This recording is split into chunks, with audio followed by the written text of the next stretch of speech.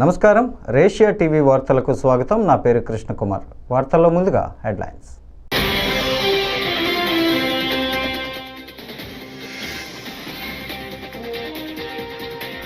రుషికొండ బీచ్లో blue flag ఎగరవేసిన మంత్రి కందుల Durgesh.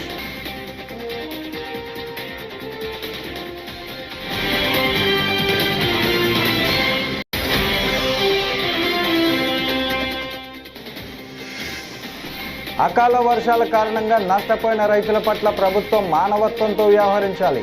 YS Jagan.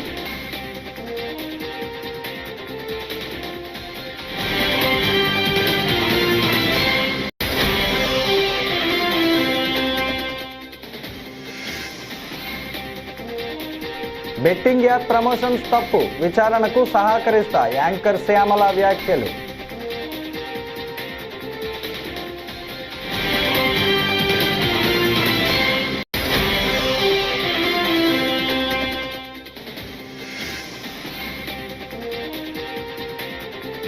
విడుదల రజనీ చేసిన వ్యాఖ్యలపై స్పందించిన ఎంపీ లావు శ్రీకృష్ణదేవరాయలు.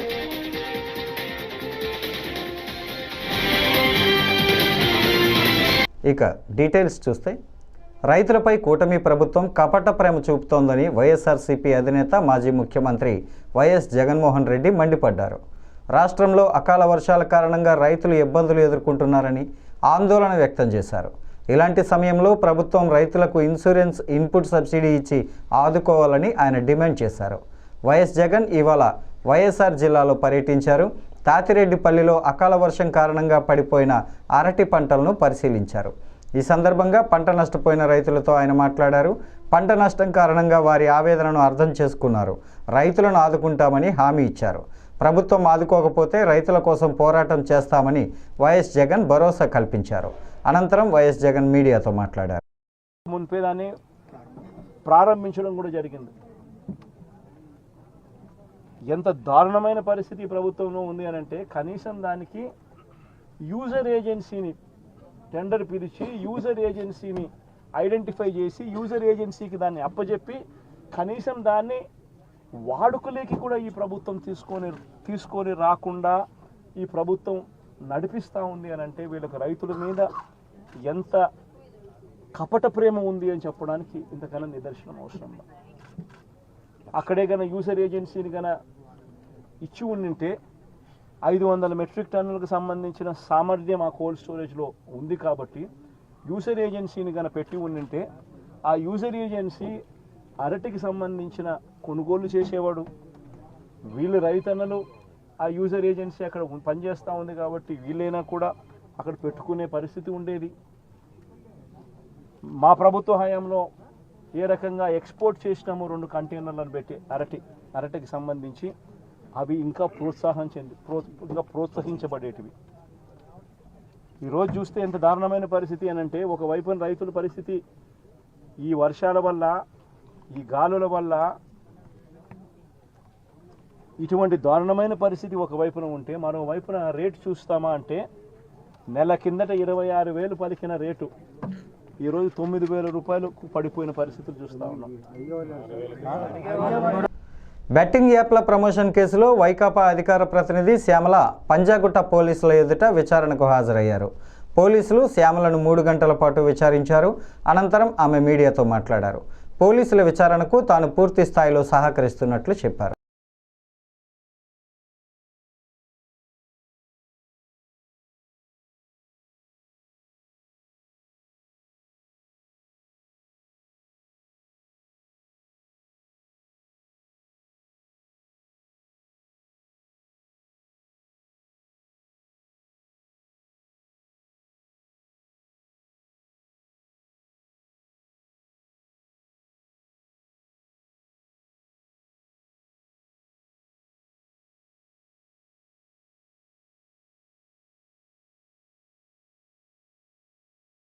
అందరికీ నమస్తే. I respect your time. అందరూ చాలాసేపు వెయిట్ చేస్తున్నారు. ఇన్వెస్టిగేషన్ జరుగుతోంది, మీ అందరికీ తెలుసు. విషయం కోర్టులో ఉంది. సో దీని గురించి ప్రస్తుతము మాట్లాడడం అన్అఫీషియల్ అవుతుంది. ఆ విషయం నాకంటే బాగా మీకే తెలుసు. సో డెఫినెట్గా మేము ఇన్వెస్టిగేషన్కి కోఆపరేట్ చేస్తున్నాము. చట్టాల మీద, న్యాయ వ్యవస్థ మీద నమ్మకం ఉంది. ఖచ్చితంగా కల్పిట్స్ని పట్టుకోవడంలో నేను ఎంతవరకు సాయం చేయగలను అంతవరకు డెఫినెట్గా పోలీసులకి నా సపోర్ట్ ఎప్పుడూ ఉంటుంది.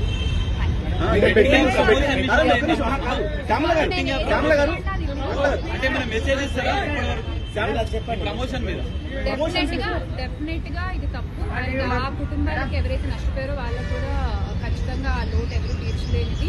ఇంకా ముందు ఇలాంటివి ఏమీ జరగకుండా తీసుకోవాల్సిన బాధ్యత మన అందరిపై ఉంది. ఇది ఒక రెస్పాన్సిబుల్ సిటిజన్ గా చెప్తున్నాను.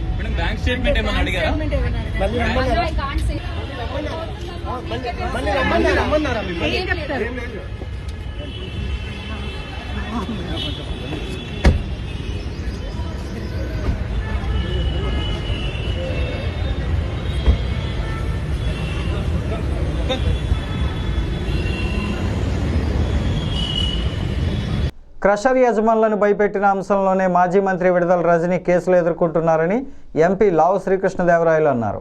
నిన్న రజనీ చేసిన వ్యాఖ్యలపై ఆయన స్పందించారు. మీ ఒత్తిడితోనే స్టోన్ క్రషర్స్పై భారీగా జరిమానా వేయబోయారనేది నిజం కాదా అని సూటిగా ప్రశ్నించారు. 40 ఏళ్ల నుంచి విద్యా సంస్థలు నడుపుతున్న తాము ఏనాడు భూములు కావాలని ప్రభుత్వాలను అడిగింది లేదని స్పష్టత ఇచ్చారు. చెప్పారు మొదటిది ఏదో టెలిఫోన్ డేటా గురించి అని చెప్పి మాట్లాడారు అని చెప్పడం జరిగింది. కాల్ డేటా, టెలిఫోన్ డేటా కాదు, కాల్ డేటా గురించి మాట్లాడారు అని చెప్పడం జరిగింది. అమ్మ, మా ఇంట్లో కూడా నాతో పాటు తోడబుట్టిన వాళ్ళు ఉన్నారు, మహిళలు ఉన్నారు. మా ఇంట్లో మహిళలకు ఒక న్యాయం, బయట మహిళలకు ఒక న్యాయం అని భావించే వ్యక్తిని నేనైతే కాదు. అది తమరు గుర్తు పెట్టుకోవాలని చెప్పి తెలియజేస్తా ఉన్నాను. రెండో విషయం, ఏదో ల్యాండ్ విషయం అని చెప్పి మాట్లాడారు. ఏదో విశాఖపట్నంలో ఏదో ల్యాండ్ ఉంది అది ఇది అని మాట్లాడటం జరిగింది. అమ్మ, మేము 45 సంవత్సరాలుగా 1977 నుంచి విజ్ఞాన విద్యా సంస్థలు నడుపుతా ఉన్నాం. ఈ 45 సంవత్సరాలు పైగా ఉన్న ప్రయాణంలో ఆంధ్ర రాష్ట్రంలో కాదు దేశం మొత్తం ఎక్కడా కూడా, ఆంధ్ర రాష్ట్రంలో కాదు దేశం మొత్తంలో ఎక్కడా కూడా గవర్నమెంట్కి మేము రిక్వెస్ట్ పెట్టి మాకు ల్యాండ్ అలాట్ చేయండి అని చెప్పి ఒక్క దగ్గరన్నా మేము ల్యాండ్ అలాట్ చేయించుకున్న దాఖలాలు ఉంటే దయచేసి మీడియా మిత్రులకు చూపించాలి, లేకపోతే బయటకు తీసుకొచ్చి చూపించండి. తప్పకుండా 45 సంవత్సరాలు ఎప్పుడు కూడా మేము ఎక్కడ ఏ గవర్నమెంట్ దగ్గర నుంచి కూడా ల్యాండ్ మేము విద్యా సంస్థలు పెడతాము, మాకు ల్యాండ్ ఇవ్వండి అని చెప్పి మేము ఎప్పుడు కూడా అడిగింది లేదు, తీసుకుంది లేదు. వచ్చి 9 నెలలు అవుతుంది. అమరావతిలో చాలా మంది ఇంకా మాకంటే కూడా అక్రెడిటేషన్ తక్కువ ఉన్న వాళ్ళు కూడా స్కూల్స్ కానీ యూనివర్సిటీస్ కానీ పెట్టుకుంటామని చెప్పి ల్యాండ్ కోసం అప్లై చేస్తున్నారు. నేను ఇప్పటిదాకా మీరు చూసుకోండి, ఎక్కడికన్నా ఏ ఆఫీస్ దగ్గరికి వెళ్ళి చూసుకోండి, ఇప్పటిదాకా నేను ఒక అప్లికేషన్ అమరావతిలో నాకు ల్యాండ్ ఇవ్వందని చెప్పి పెట్టింది కూడా లేదు. విశాఖపట్నం ల్యాండ్కి సంబంధించి అది 2009లో మేము అప్పుడు కాంగ్రెస్ గవర్నమెంట్ ఉన్నప్పుడు మీకు ఎవరో తప్పు ఇన్ఫర్మేషన్ ఇచ్చుకుంటున్నారు. 2019 అని కాదు, 2009లో కాంగ్రెస్ గవర్నమెంట్ ఉన్నప్పుడు ఆక్షన్ వేస్తే అలాట్మెంట్ కాదు, అలాట్మెంట్ కి ఆక్షన్ కి కొద్ది తేడా తెలుసుకోండి. ఆక్షన్ వేస్తే ఫెయిర్ ఆక్షన్ లో మిగతా వాళ్ళతో పాటు మేము ఆక్షన్ లో పాల్గొని హైయెస్ట్ రేట్, అప్పటికి ఇప్పటికీ ఎడ్యుకేషన్ ఇన్స్టిట్యూషన్ హైయెస్ట్ రేట్ పెట్టి తీసుకున్నది మేము. కాబట్టి ఒకసారి ఎవరో మీకు బ్రీఫ్ చేస్తా ఉన్నారు, వారిని డేటానా సరిగ్గా ఇవ్వమని చెప్పి కోరుతా ఉన్నాం. మంత్రి కందుల దుర్గేష్ రుషికొండ బీచ్లో బ్లూ ఫ్లాగ్ను ఎగరవేశారు. కొన్ని రోజుల క్రితం రుషికొండ బీచ్ బ్లూ ఫ్లాగ్ సర్టిఫికేషన్ను డెన్మార్క్ సంస్థ నిలిపివేసింది. అయితే బీచ్లో పరిస్థితులు చక్కదిద్దడంతో మళ్లీ బ్లూ ఫ్లాగ్ సర్టిఫికేషన్ లభించింది. 2 రోజుల క్రితం జిల్లా కలెక్టర్కు సంస్థ ప్రతినిధులు బ్లూ ఫ్లాగ్ సర్టిఫికేట్ను అందజేశారు. ఈ నేపథ్యంలో మంత్రి బ్లూ ఫ్లాగ్ను ఎగరవేశారు. ఈ సందర్భంగా కందుల దుర్గేష్ మాట్లాడుతూ అంతర్జాతీయ పర్యాటకులను ఆకర్షించేందుకు బ్లూ ఫ్లాగ్ తోడ్పడుతుందని చెప్పారు. బీచ్ పరిశుభ్రంగా ఉండేందుకు పర్యాటకులు అన్ని విధాలా సహకరించాలని ఆయన కోరారు.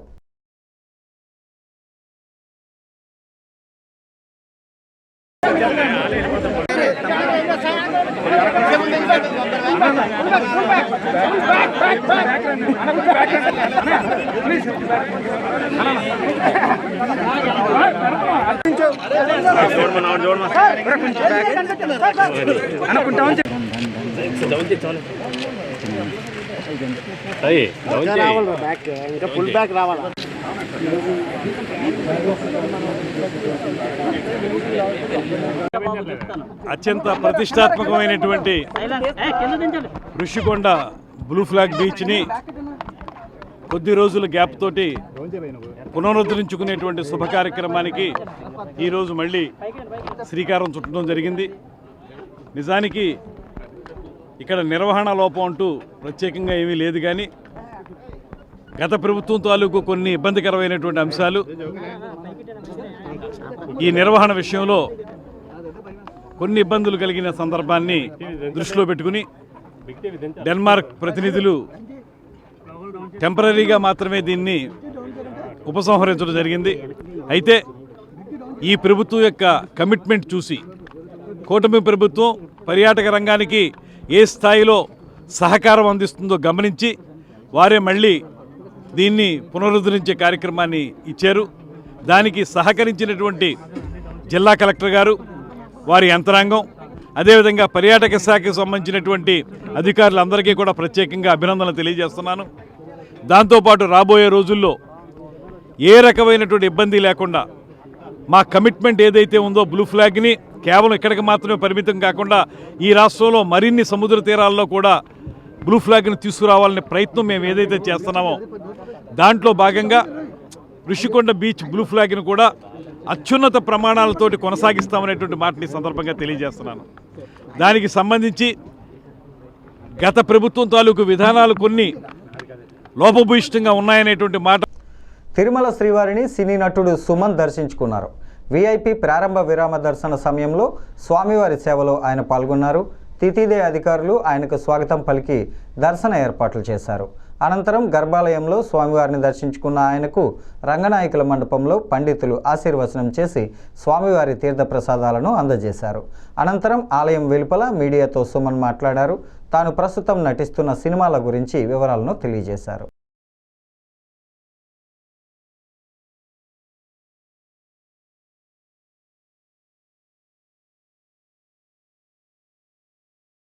సో గతంలో ఏం జరిగిందనేది మర్చిపోయి ఇంక ముందు ఏంటంటే అందరికీ మంచి జరగాలి.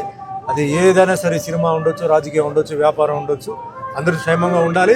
అదే మాదిరి అందరూ మంచి ఆరోగ్యంతో ఉండాలి. అండ్ అందరూ మంచి వాళ్ళ బిజినెస్ అన్నీ బాగా మంచి ముందుకు వెళ్ళాలి. పిల్లలు బాగా చదువుకోవాలి. అండ్ రాష్ట్రంలో కూడా చాలామంది ఏంటంటే డెవలప్మెంట్ జరగాలి. సో అందరూ బాగుండాలి. ఇది అంతకన్నా ఇంకా దేవుడి దగ్గర అడిగేది లేదు. అన్ని ఫ్యామిలీస్, మా అభిమానులు, మా కోసం ప్రార్థన చేసిన వాళ్ళు, నాతో పాటు ట్రావెల్ చేస్తున్న వాళ్ళు, ట్రావెల్ చేసిన వాళ్ళు అందరూ బాగుండాలి, అందరూ హ్యాపీగా ఉండాలి. కష్టంతో వెంకటేశ్వర స్వామిని అడిగారు. హిందీ, తెలుగు కాంతా అని ఒక సినిమా జరుగుతుంది. అది షూటింగ్ గుజరాత్లో సాపుతారా అన్న ఊర్లో జరిగింది. తెలుగు, కన్నడ దాంట్లో సత్యంగా అబ్బాయి అని చెప్పేసి నేను చెప్పేదాన్ని main lead roles, almost all lead roles చేస్తున్నాను. ధర్మస్థల నియోజకవర్గం అంటే 3 సినిమాలు ఇది మెయిన్ లీడ్ రోల్స్ కింద చేస్తున్నాను. మిగతా నేను క్యారెక్టర్ ఆర్టిస్ట్ కదా. అదే మాదిరిగా కన్నడ అండ్ మలయాళం, ఒరియా ఈ లాంగ్వేజెస్లో జరుగుతుంది షూటింగ్. తులు లాంగ్వేజ్లో కూడా ఒక పిక్చర్ నెత్తెరకెరె అని ఒక సినిమా ఫస్ట్ టైం నేను తులు లాంగ్వేజ్లో ఎంటర్ అయ్యాను నేను. సో పిక్చర్ చాలా బాగా వచ్చింది, క్యారెక్టర్ కూడా చాలా బాగా వచ్చింది. సో ప్రజెంట్ దేవుడు ఆశీర్వాదం వల్ల అంటే నేను బిజీగా ఉన్నాను, వేరే లాంగ్వేజెస్లో బిజీగా ఉన్నాను, బాగా తిరుగుతున్నాను. సో నాకు దేవుడిచ్చిన మీ అందరికీ తెలుసు, అన్నమయ్యలో వెంకటేశ్వర స్వామిగా నాకు ఇచ్చారు, రామదాసుల రాముడికి ఇచ్చారు, సత్యనారాయణ స్వామిలో ఆ దేవుడి పాత్ర ఇచ్చారు. సో నేను అనుకున్న దానికన్నా ఎక్కువగా దేవుడు నాకు ఇవ్వడం నిజంగా మా తల్లిదండ్రులు చేసిన పుణ్యం, నా పుణ్యం.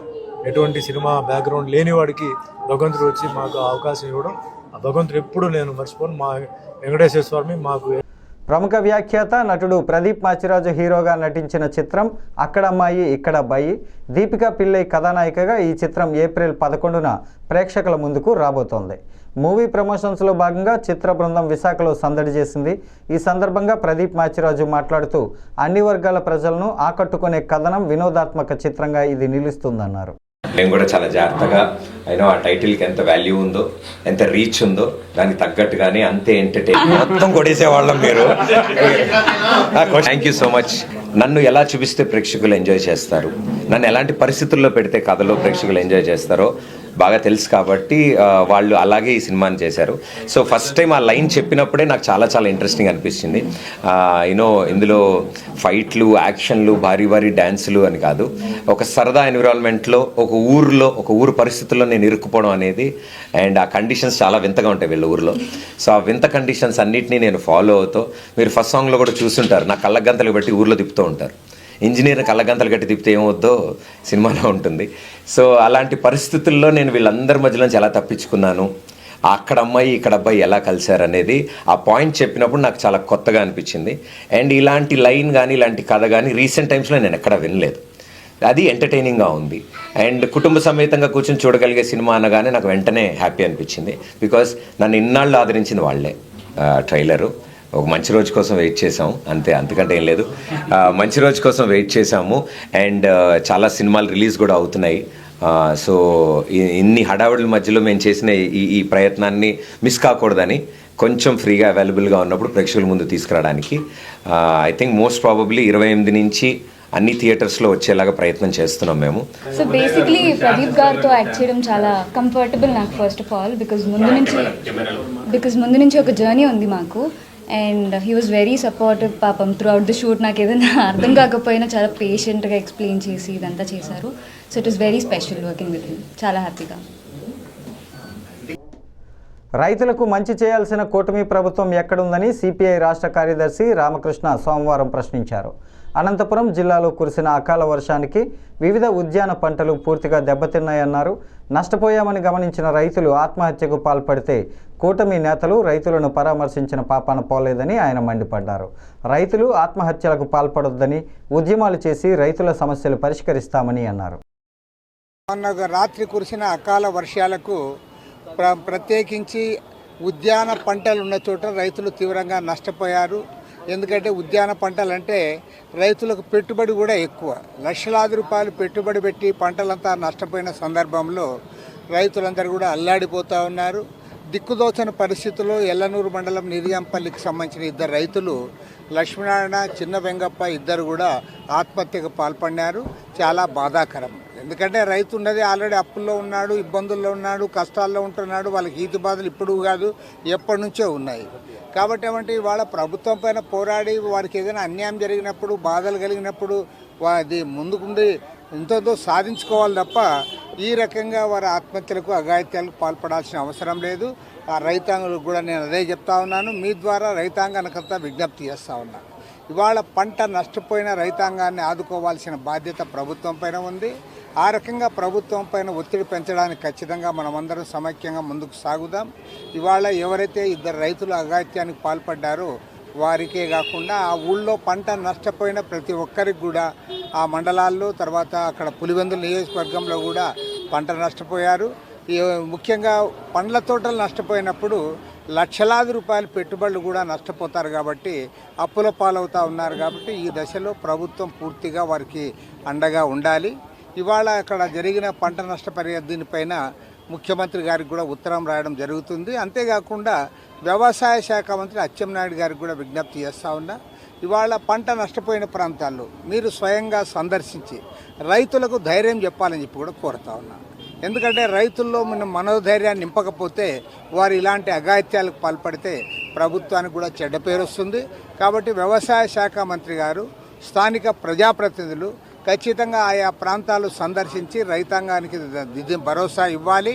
అదేవిధంగా ముఖ్యమంత్రి చంద్రబాబు నాయుడు గారు మీకు ఎన్ని ఇబ్బందులు ఉన్నా సరే ఖచ్చితంగా పంట నష్టపోయిన ప్రతి రైతును కూడా ఆదుకోవడానికి నిధులు విడుదల చేయాలని చెప్పి కూడా సిపిఐ తరఫున డిమాండ్ చేస్తాం.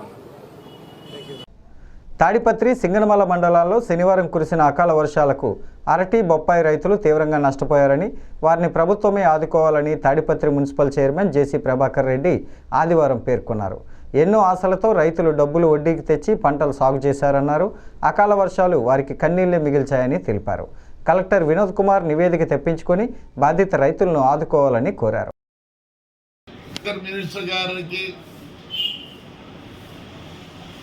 నిన్నటి రాత్రి అకాల వర్షంతో చూడండి ఏమైందో పరిస్థితి.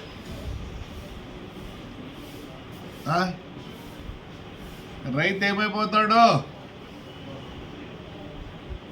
మరి స్పందించాలా.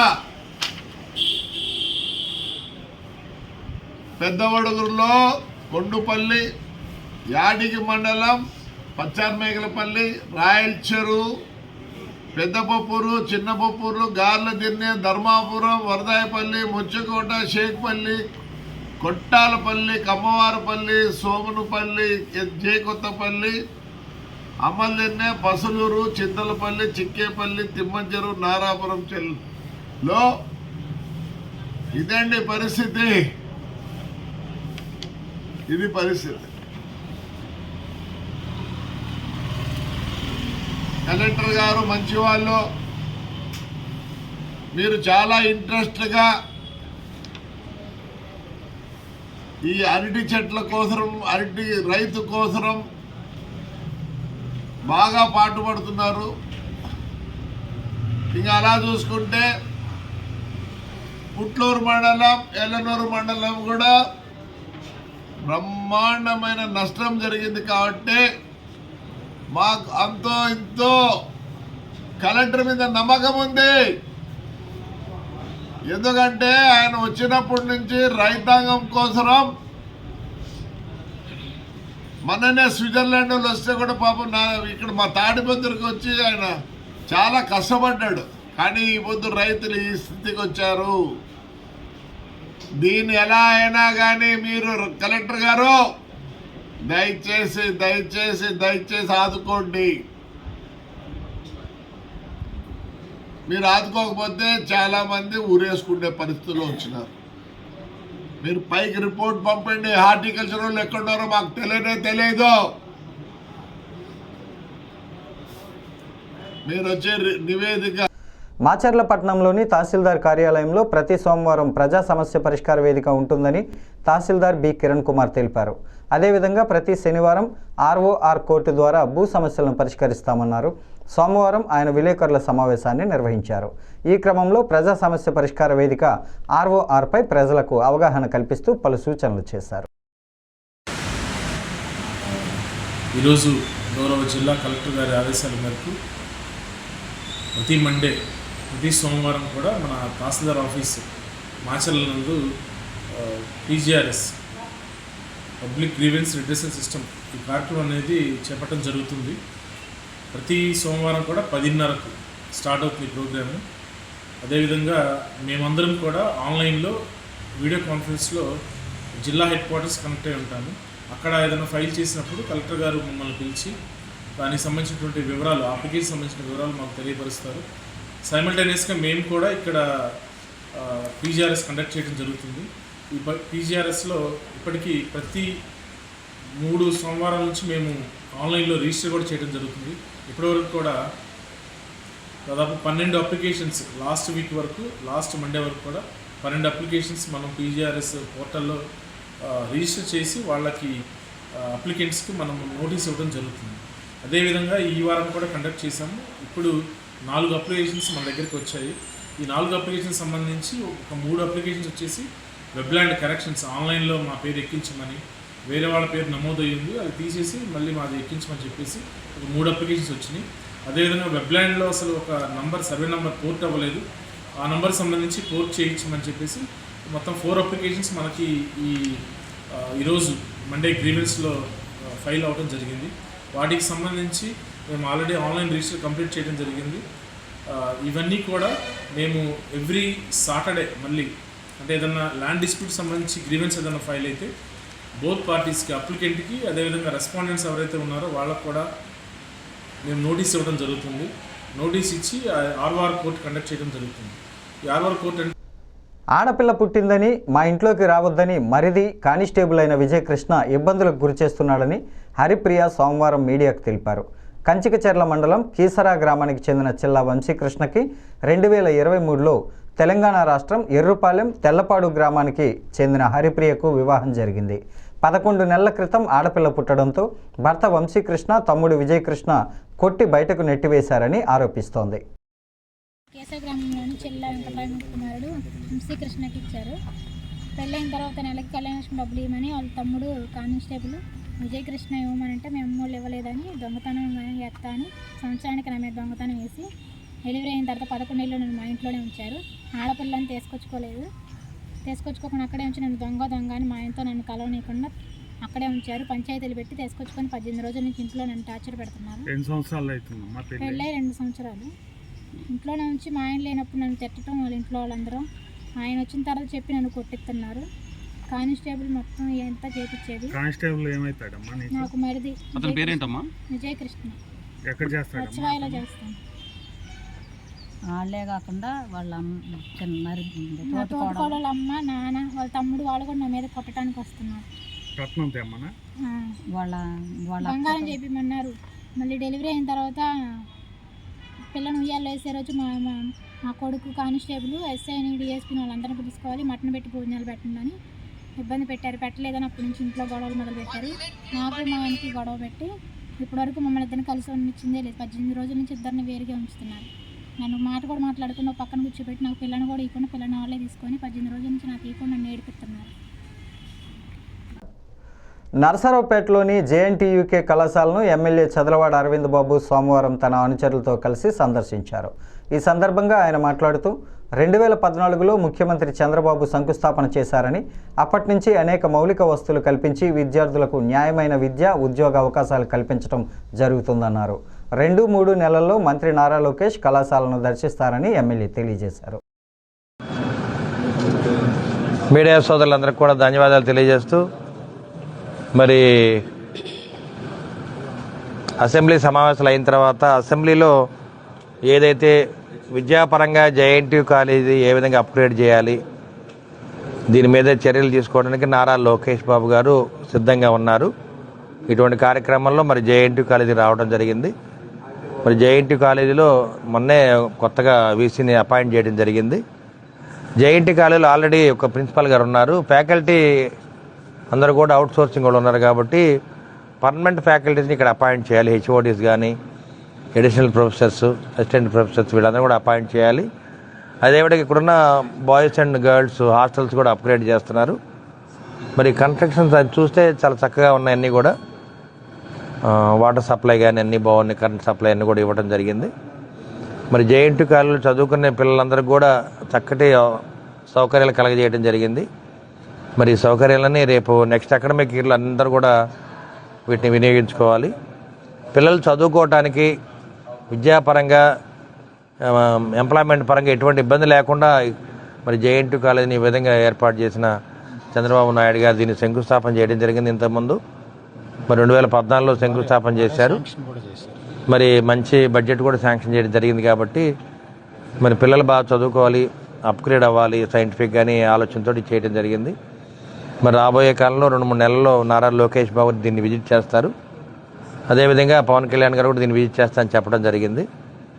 మరి దీన్ని ఇంకా అప్గ్రేడ్ చేసి పిల్లలకి మరి మంచి ఎడ్యుకేషన్ అందుబాటులోకి ఇద్దామని చెప్తున్నాము. ఈ వార్తలు ఇంతటితో సమాప్తం. నమస్కారం.